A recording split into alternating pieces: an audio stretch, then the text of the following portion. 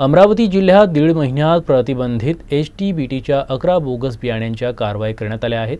मात्र तरी देखील अजित 155 5G F1 HTBT या बोगस कपाशी बियाण्यांचा सुळसुळाट सुरू आहे। त्यामुळे शेतकऱ्यांची फसवणूक होत आहे। त्यामुळे आमदार रवी राणा यांच्या युवा स्वाभिमान पक्षाच्या वतीनं जिल्हा कृषी अधीक्षक कार्यालयात आंदोलन करण्यात आलं। औषधा आज सध्या गोडाऊनमध्ये येऊन पडलेले आहेत। तुम्ही आता त्यासाठी पुढे कारवाई काय करणार आहे आणि ते शेतकऱ्यापर्यंत पोहोचून दे त्यासाठी तुम्ही काय करणार आहे आणि पोहोचू देणार नाही याची गॅरंटी घेणार आहे का तुम्ही?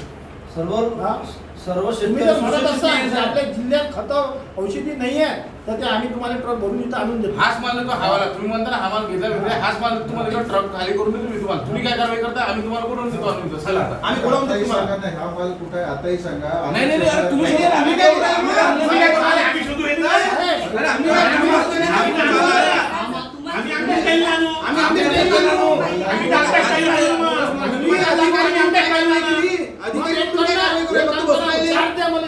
एकही औषध खत आम्ही जिल्ह्यात पोहोचू देत नाही। त्यांनी वर्गटांनी त्याला जाणीवपूर्वक पाठीशी घालण्याचा प्रयत्न केला।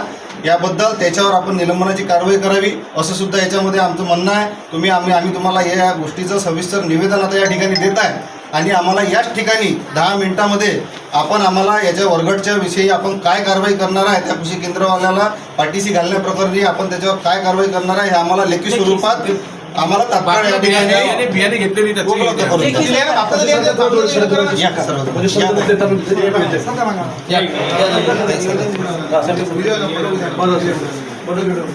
या ठिकाणी आज आम्ही कृषी अधीक्षक यांना निवेदन दिलेलं आहे। त्या निवेदनाच्या अनुषंगानं जे बडगुजर नामक या ठिकाणी मंडळ अधिकारी होते त्यांनी त्या कंपनीला व त्या कृषी केंद्राला पाठीशी घालण्याचं काम केलं आहे।